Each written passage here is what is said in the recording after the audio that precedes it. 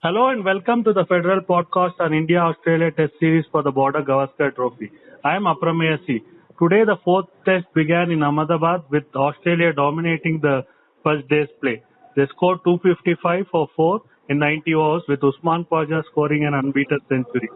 To discuss today's play, we are joined by senior cricket writer R Kaushik from the Narendra Modi Stadium. Thanks Kaushik for talking to the Federal. Apu, my pleasure. Kaushik, looking back at the series, how it has panned out so far, today was entirely a different day. Batsmen dominating with just 4 wickets falling. Your thoughts on the day's proceedings, Kaushik?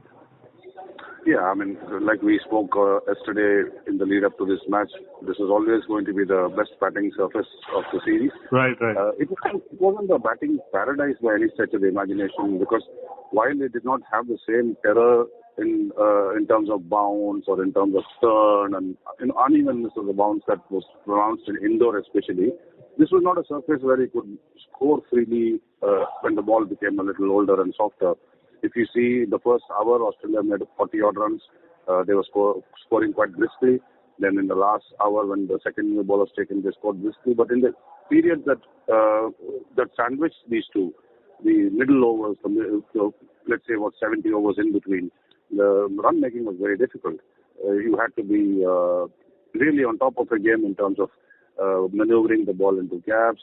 But the other thing is that the slightest error could be punished. So yes, from a batting point of view, it is definitely the best batting surface of the four that we've seen in this series, but by no means was it a batting paradise. So I think therefore when you look at what Australia did, especially in the last hour when India took the second new ball, I think by getting 50-odd runs, 54 runs in the 9 overs with the second new ball, they have sort of nosed ahead in this contest.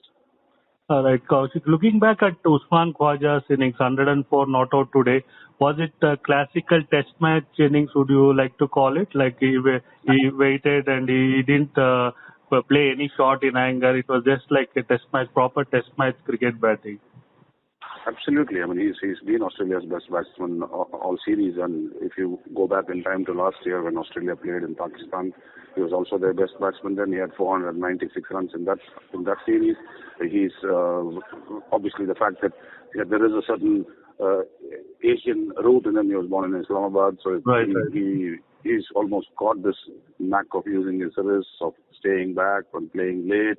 And we have seen these traits in the previous games where batting has been a little bit more treacherous. And here he just put a premium on his wicket. You were not going to get him out freely. He was not going to throw it away. You had to bowl really well. He didn't offer any chance. I can only remember 3 or 4 balls out of the 251 that he faced where he was not in control. It was just an absolute masterclass on how to build an innings on a track like this. And Australia used different methods. I mean, when he and Travis Head opened, and Head was the natural adventurer. It's a role that comes to him quite organically. So he dominated the opening partnership, and then this partnership between Green and Khawaja, which is already worth 85, that has been dominated by Green. So batting is all about batting in partnerships. It's not about competing with your partner, but complementing your partner. And I think Khawaja received a lot of support, first from Head and then from Green. But he has held the innings together, and it's been an absolute masterclass in the art of innings building, like I said. Towards the end of the day's play, like after 81 overs, India took the new ball and Australia accelerated. Last 9 overs, 54 runs scored. Was it a mistake or it was the right call to take the new ball, Kaushik? That's the benefit of hindsight, isn't it, Apu? That we can say it was a mistake, or if they had got a couple of wickets with the new ball, then we'd have called it a masterstroke. The ball was getting old, it was soft, and there was no purchase for the bowlers. As it is, there was hardly any turn on offer. So I guess it wasn't a gamble. It was probably in the natural order of things. Maybe the only thing that you might have to consider is it was a long day, it was a hard, hot day. Therefore, where the bowlers are a little bit tired, where you're handing over the initiative to the batsman. That is the only thing we can consider. But again, the fact is that if they had managed to get out either Khawaja or Green, and we have seen today that 1 wicket brings 2.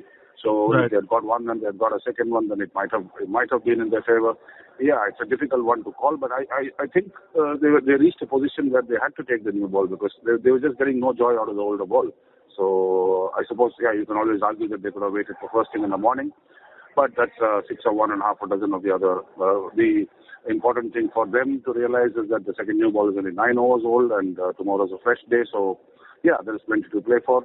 They need to be disciplined with the ball in the morning because, again, as we mentioned previously, it's the new ball which is produced runs quickly. So if they're disciplined, if they manage to get either of these two guys out, then they will fancy their chances of getting Australia out for 350 or so. But again, it all depends on how India starts in the morning. And how will be the conditions? Will it be good batting conditions tomorrow as well? What do you reckon, Kaushik?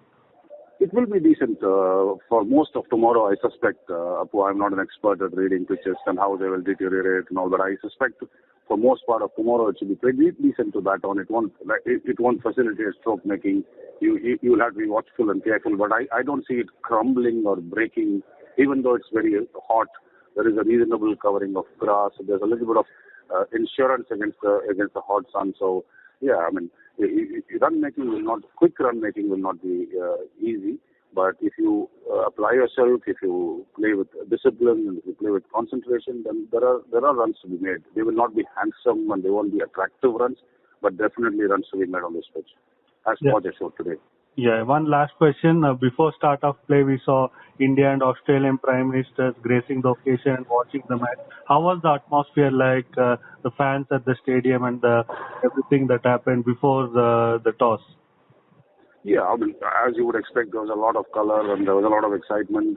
It was almost as if until about 9:05, cricket was a sideshow, because normally you see on the opening day of a test match, on any day of a test match, then the teams will come out onto the ground and they will warm up and they will go through their routines.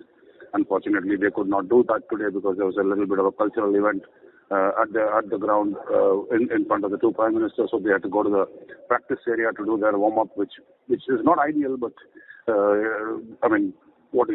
You have to play the hand that you're dealt, and so I don't think that had a bearing on what transpired out in the middle. But yeah, it was a historic sort of occasion in the sense of two prime ministers from the two participating countries. We've seen it in the past. We saw it in the 2011 World Cup semi-final in Mohali, when the Indian and the Pakistani prime ministers were there. So it's not the first time. But yeah, it was interesting to see the Prime Minister of India participating in an event in a stadium that is named after him. So yeah, that was a nice coincidence. Yeah, it was good fun. Yeah. Right. Thanks for your thoughts, Kaushik. We'll reconnect tomorrow.